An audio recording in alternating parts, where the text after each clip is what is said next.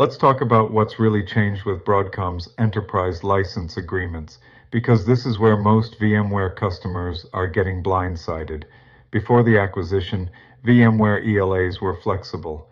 You could negotiate multi-year discounts, mix perpetual and subscription models, and scale up or down as your environment evolved. That era is gone. Now, Broadcom has replaced that flexibility with rigid, subscription-only ELAs, typically locked into 3-year terms, with fewer options to customize or reduce scope mid-contract. Discounts, often smaller.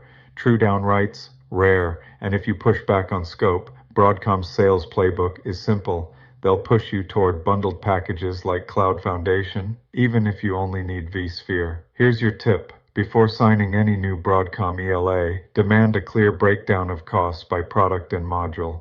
Bundles hide price inflation. Knowing each SKU cost is your best leverage in negotiation. At Redress Compliance, we help enterprises rebuild control in this new Broadcom era, analyzing ELA terms, modeling alternative licensing scenarios, and negotiating fairer, leaner agreements.